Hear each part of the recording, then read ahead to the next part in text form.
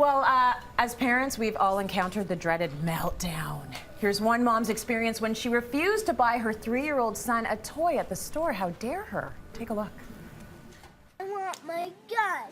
But you can't have something every time we come to a store. No, I want a gun. And you can't have a play gun, because I don't like those. I like play gun. I know you do, but the answer is no. You can't have something every time you come in a store. Mason, why don't you try and relax and remember? I'm not relaxing. You got to remember, you can't always get what you want, Mason. I want my birthday party. I want that gun. I'm sorry, Mason. No. You're gonna have to deal with it. My gun. That's good. You know why that's good? Because we can all look back and remember that time. Please welcome Nanny Robina, because we're going to solve these problems right now. You're at the store, you're trying to get some stuff done, and it seems like every store is a superstore now. So wherever you go, there's probably going to be something your child's going to want, and then they do the I want this, and they're freaking out, having a meltdown. So what are you supposed to do? You know, I mean, I think this mom did exactly right, because I think the easy way out, and I think we're all guilty of having done it at some time or another, is give in. You know, it's like, oh, I got to get the shopping done. Or, oh, you're just having a really bad morning. You grab it, you give it, you go. Yeah. Well, that's probably your big mistake there. Because once you've actually caved once, it's very hard not to cave again. You're setting a pattern. So you've got to be very, very careful about setting boundaries, so to speak. Now would not be a good time in the supermarket with this little guy to have the chat about what you can have and what you can't have and what we're going to the supermarket for. However, at some point, you've got to talk about that. What I would have done there, and I think, you know, the mum did exactly right. She stood her ground. She said, no, divert it. Get away from that area, get him sidetracked and try and distract him from it. Sometimes you can. Let me tell you, sometimes they're hell-bent on, yes, I am having this, they want it, and they'll give you an even harder time about it. Yeah. But the thing is, I think, you know, with everything that's going on around us, there's an awful lot of marketing. We are definitely at a point where children, people in general, are just being overloaded with things, marketing.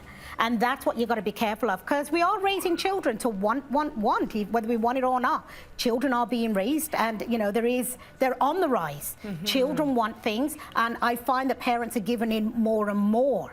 And so, you know, you have to be careful. In an ideal world, then, that conversation would have happened before you went into we're going shopping, stores, whatever and store you know, it is. with a 3-year-old, 4-year-old, you've got to have that conversation on a regular basis. You've got to remind them. It's not something they're going to absorb right off the bat. Yeah, for sure. When you get in the car, you remind them. When you get out of the car, as soon as you walk in the door, we're here for chicken. We're just getting chicken. You're not getting toys. You're not getting toys. Exactly. You're not getting toys. And you know, Tracy, 20 years ago when I first came to Canada, the very first family I worked for, she introduced her kids to pocket money, to an allowance at 3.5 and probably 4.5. And I thought this was a little wacky at that time. Yeah. She taxed them. She taxed her kids' allowance. Every Saturday morning, the tax was taken, put in a jar, and they had their money. But let me tell you, little did I know that that lady was ahead of her time. Janine Maxwell, thank you. I learned from this. When I used to take her kids to the dollar store, what it did was it taught them to think, because they would have the money. They didn't understand about money, but then Chloe would buy something, and she would say to me, Robina, do I have enough for an ice cream? It made them think. It made them make the right choices. So as time went by, they were becoming more and more responsible. So they understand the connection between that thing they want and the money. And the money. It takes to buy that she didn't understand what $3 was, but she did understand that once it was gone, it was gone. And she wanted me to help her make sure she had $1 for an ice cream. Right. When she taxed the kids, the tax money went to charity. They were made to donate that money, which was their way of being of giving back, because they were they came from a very privileged family. She wanted them to give back. Well, you mentioned a lot of parents buying their kids a lot of toys. So this mom loves to buy her children toys, but it's gotten a little out of hand and she needs some help. Take a look. Hi, my name is Tina. I'm a mom. I have a 4-year-old daughter and a 4-month-old boy. I tend to buy a lot of toys for my daughter. Every time we go to the mall, we always come back with something, and she kind of plays with it for 5 minutes, and then the next day it's kind of just put at the corner. I must be doing something right, though, just because we don't have any tantrums in the toy store if I do say no to her. But other than that, I just need to know how do I go about kind of limiting the toy buying. Thanks. Now, what would you say to Tina? I think Tina's got the problem, not the child.